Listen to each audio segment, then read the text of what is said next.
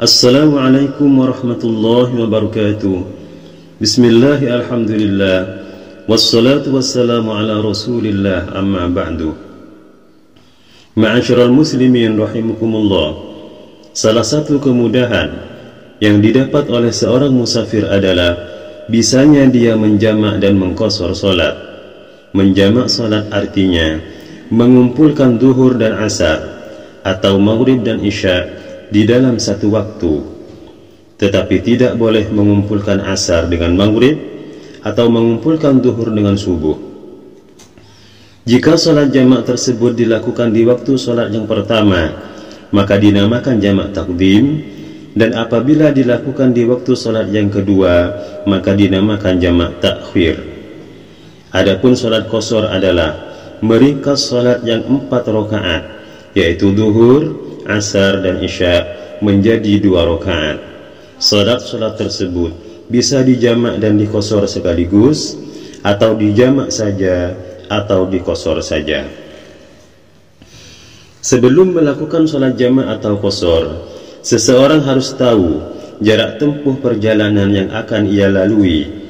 Di dalam mazhab Syafi'i, jarak tempuh perjalanan harus mencapai minimal 84 km. Setelah mengetahui jarak tempuh perjalanannya, maka ia bisa melakukan salat jamak atau qashar setelah ia memulai perjalanannya dan telah melewati batas desa yang ia tempati.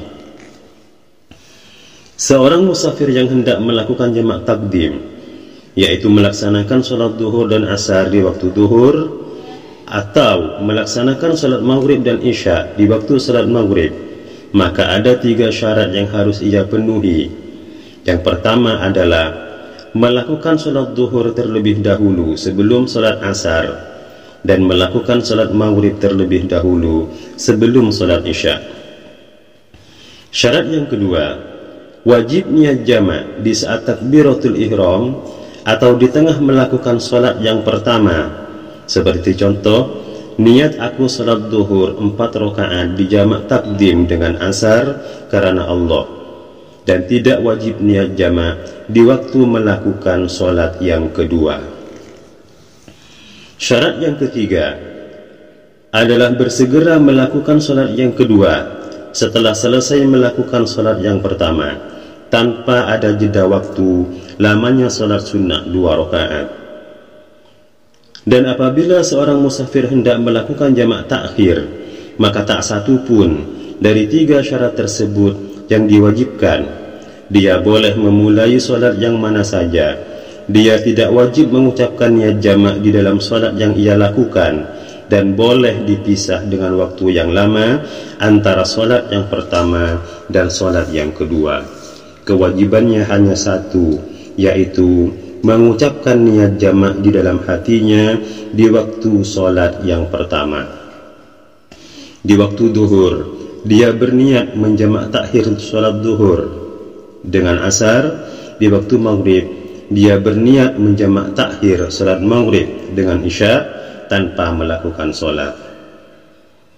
Bagi yang hendak menjamak dan mengqashar salatnya, maka dia harus menyertakan niat qashar di setiap takbiratul ihram salatnya. Seperti contoh, niat aku menjamak takdim zuhur dengan asar dengan diqashar 2 rakaat karena Allah. Di waktu salat yang kedua membaca niat aku mengqashar asar 2 rakaat karena Allah, dan tidak wajib niat jamak di salat yang kedua ini. Di dalam jamak takhir cukup membaca niat aku mengqashar zuhur 2 rakaat karena Allah. Di salat kedua membaca niat aku mengqashar asar 2 rakaat karena Allah, karena niat jamaknya tidak wajib diucap di dalam salat, tetapi wajib diucap di waktu salat yang pertama saja. Wallahu a'lam bissawab. Fahadanallahu ayyakum ila sawa'is sabil. Thumma assalamu alaikum warahmatullahi wabarakatuh.